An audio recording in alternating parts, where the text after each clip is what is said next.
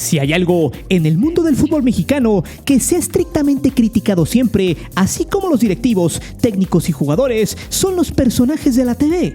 Muchas veces esa crítica se hace con muchos fundamentos, ya que últimamente el gremio de la comunicación está totalmente dañado, despedazado desde sus entrañas, y en muchos canales deportivos se han creado mafias, los cuales son difíciles de romper. Porque al final no importa que sean amantes de la fama o el dinero, lo que les importa a quienes los contratan es que arrastren un número significativo de fanáticos para consumir sus endebles productos. Esta vez tocaremos un tema importante. De hecho, iremos al 2x1, pues escudriñaremos en lo que a cronistas concierne. Pues últimamente no existen ya buenos narradores mexicanos, o al menos ya no hay una amplia baraja que muevan las masas como antes, pues también las corrientes de los gustos han cambiado.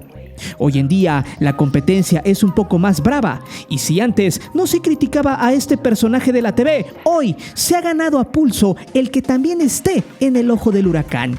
Pues el error que han cometido es no ser imparciales con nada.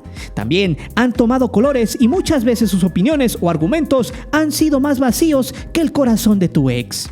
Prepárate, porque hoy nos adentraremos a la mafiocracia de los narradores extraídos de la cantera de Televisa, y que pasaron de ser vitoreados en su momento a ser personajes más del montón. Y hoy explicaremos puntualmente por qué. Es por eso que hoy te presento Pietrasanta, Paco Villa, el Perro Bermúdez, la decadencia de los narradores mexicanos. Antes de seguir con el video, te invito a suscribirte al canal, activa la campana para que recibas todas las notificaciones de nuestro material y de las narraciones en vivo. Te divertirás, te lo aseguro.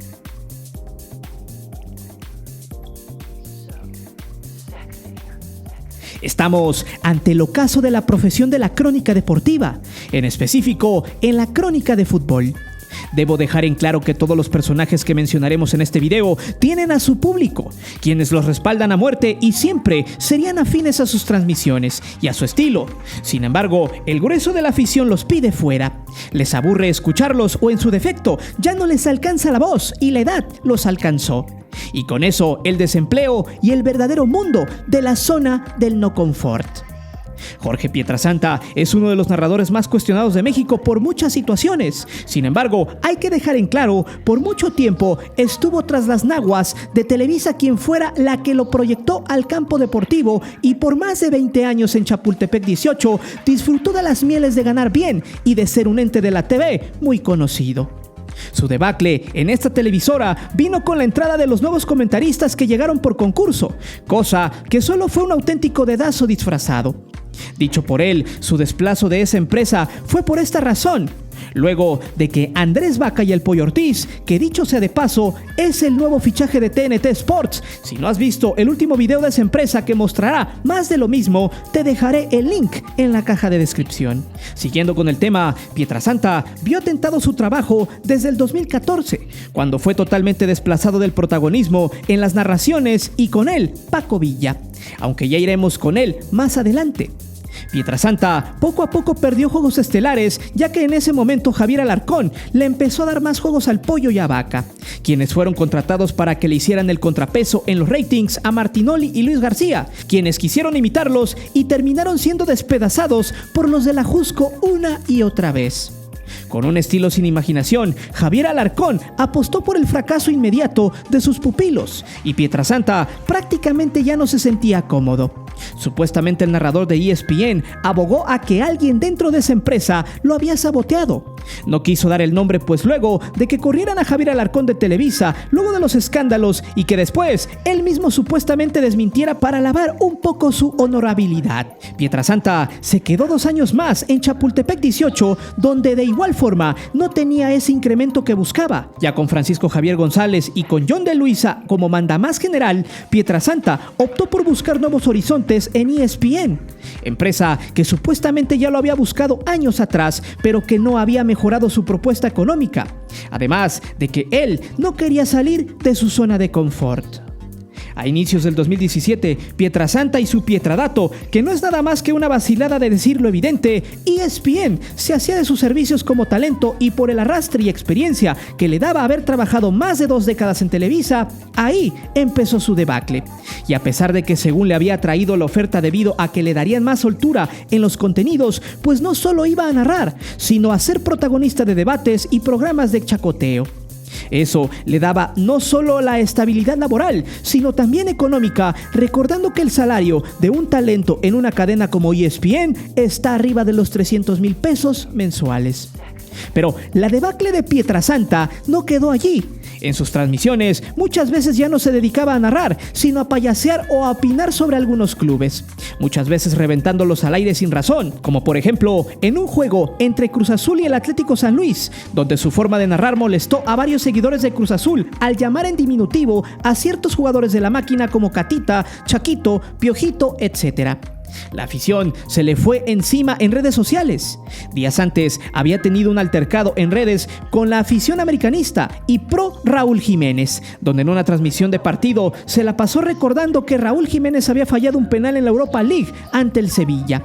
Hierro que le dolió a los aficionados, ya que gracias a eso los Wolves quedaron eliminados de la competencia.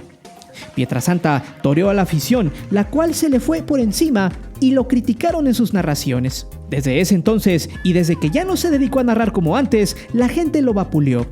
Es interesante analizar este fenómeno porque quizá no está mal que Pietrasanta dé sus opiniones. Al contrario, es bueno que haya intercambios de ideas y debate, pero desde su llegada a ESPN y el protagonismo que le ha dado al ente en los programas de la empresa, simplemente ha dejado mucho que desear. Sus narraciones son por demás aburridas, sin emoción, pareciera que perdió totalmente el estilo que antes tenía y se había dedicado más al chacoteo que en realidad a narrar un partido de fútbol.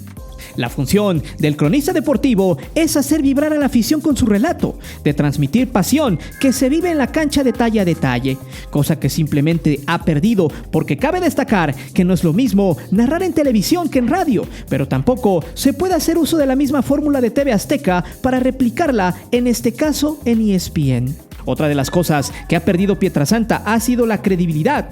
En un tiempo defendió a Chivas a capa y espada, pues según es su equipo, aunque cuando trabajaba en Televisa su encomienda era defender al América, pues en muchos de sus juegos hasta se emocionaba de más cada que anotaba gol el ave. Cuando un cronista deportivo pierde la credibilidad, muy pocas veces puede recuperarse del golpe, pues no solo comenta con la playera puesta, sino que también ha mostrado apoyo a ciertos jugadores, como en enésimas ocasiones ha desmayado de chupadas de pepino al Chucky Lozano. Si bien es un gran jugador, se pierde la credibilidad si elogias de más a un solo futbolista, echando a la basura la imparcialidad. Ese quizá ha sido su talón de Aquiles, pero aún así su encomienda es crear polémica aunque sea barata. Solo basta ver las N número de peleas falsas que se ha aventado con Borghetti, Álvaro Morales, Faitelson, José Luis Higuera cuando fue panelista y varios compañeros de profesión. El hacer ruido es por lo que le pagan y no por relatar un partido, pues Pietrasanta siguió el mismo modus operandi que Álvaro Morales, crear un personaje polémico para que diera mucho de qué hablar, solo que Pietrasanta quiso comerse ese pastel tan rápido que los supuestos elogios se terminaron transformando en repudio.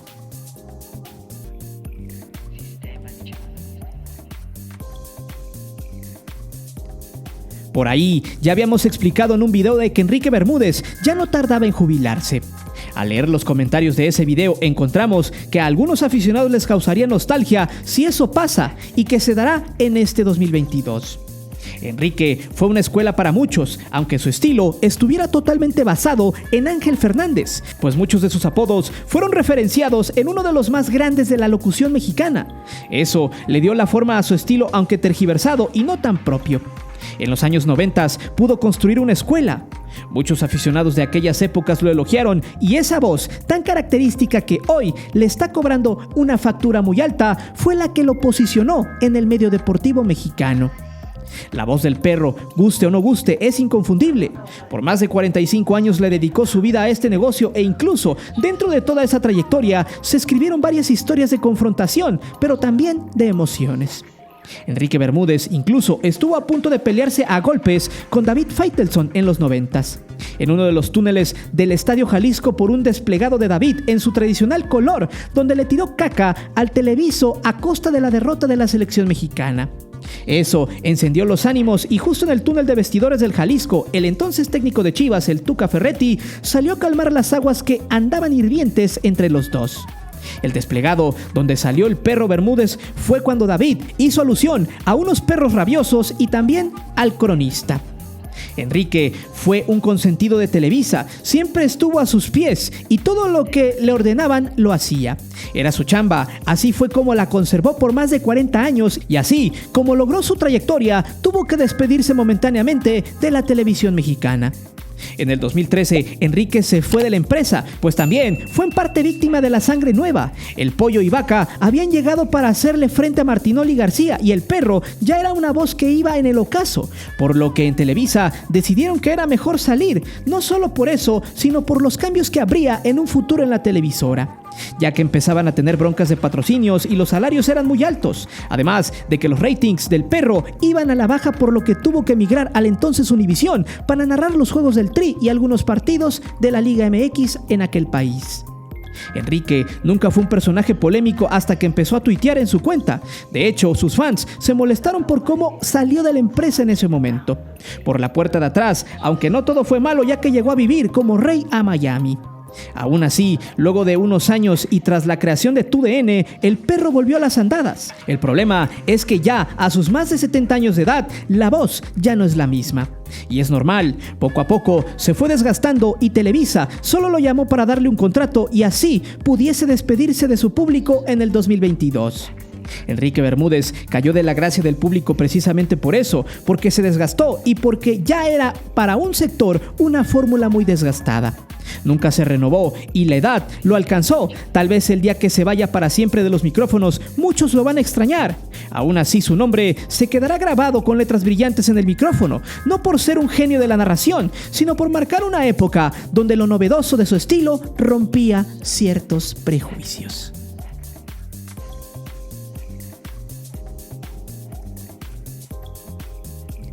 La historia de Raúl Sarmiento se concentra en muchas cosas. De hecho, es un cronista que irónicamente nunca gritó gol en los goles. Su frase célebre era: "La pelota está en el fondo". Para muchos fue un buen narrador, pero para otros solo tuvo ciertos chispazos y de ahí se volvió totalmente obsoleto. Raúl Sarmiento fue un narrador que siempre estuvo alineado a Televisa. Le va a la América, hablaba bien de la América e incluso en algún momento de la vida Televisca le dio la oportunidad de hacer una narración exclusiva para el público americanista, la cual fracasó porque era una mezcla de aburrición con chistes forzados, los cuales ni los mismos americanistas aguantaban. Irónico pero real. Raúl le dio toda su vida a Televisa por más de 30 años, siempre fue un caudillo de la televisora. De hecho, se daba de la buena vida en mundiales, Juegos Olímpicos. Era uno de los seleccionados para que organizara comidas donde el alcohol nunca fallaba. De hecho, existe un mito que para muchos era una realidad, aunque el relator nunca lo ha mencionado, que en su supuesta salida de la empresa se debió a dos cosas, una por la falta de rating y la otra por su problema con el alcohol. Pero lejos de eso, Raúl empezó en las luchas donde sus comentarios eran muy ad hoc al espectáculo del Pancracio. Él mismo lo contó, tenía la encomienda de Antonio Peña de darle fuerza a personajes como el vampiro canadiense, Octagón, 100 Caras, Conan y todos esos luchadores que tuvieron un boom cuando el Tigre Azcárraga se deslindó del fútbol por el pleito con Emilio Maurer, donde la gran ramera de la comunicación perdió el control. Ahí fue donde este personaje apareció para darle más punch a ese deporte. Raúl así empezó, siempre bajo las órdenes de sus jefes. Era su chamba y poco a poco se fue metiendo al fútbol cuando Televisa recuperó el poder de la gallina de los huevos de oro. Jorge Berry fue quien lo llamó y lo metió como asistente de la dirección de deportes. En 1994 comenzó su andar en ese medio junto a Raúl Orbadaños, quien había llegado luego de quedar bien con el Tigre. Su estilo de narrativa se concentraba básicamente en el relato lento, más que en una narración, era una plática y nada más. Sin embargo, Raúl nunca pudo evolucionar, siempre se quedó en el estilo gris, pero que amasó una buena comunidad que muy poco lo extraña y que prácticamente lo ha dejado en el olvido. De hecho, ha tratado de buscar otras alternativas, ya que en 2019 Televisa lo despidió, ya que no rendía los dividendos que deseaba. La fusión con Univisión también fue la clave, por lo que Sarmiento se quedó sin empleo por un tiempo hasta que llegó a las redes sociales y al diario 24 Horas, donde ha brillado poco o nada. El pecado de Raúl Sarmiento fue no haberse renovado, ser parcial, siempre echándole porras al América. Ahí fue donde perdió credibilidad absoluta hasta volverse totalmente obsoleto. Quizá este pudo ser un relator que construyera una historia diferente, pero terminó en el triste lugar de los olvidados y quienes siempre tuvieron un amo a quien servir. Solo porque era su chamba. Eso sí, se puede decir que es un tipo rico en anécdotas, pero como narrador de fútbol siempre dejó mucho que desear.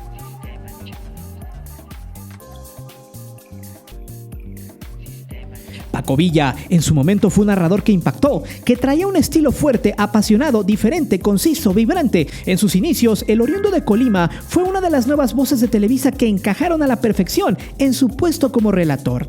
Sin embargo, la fama hasta la fecha lo ha nublado. Paco Villa se ha vuelto un ente muy polémico dentro y fuera de los estudios. De hecho, su vida privada por haberse casado con su hermanastra fue en su momento tema de debate, aunque fue un debate inerte, ya que eso, poco o nada, tiene que ver con su estilo. Pero más allá de ese absurdo que muchos de sus reventadores ocupan para molestarlo, en el plano como relator, Paco comenzó muy bien su carrera. Un tipo que se especializó en su labor como narrador, vino desde abajo, haciendo talacha de cancha, reporteando y haciendo chambas que muchos ya no quieren hacer hoy en día.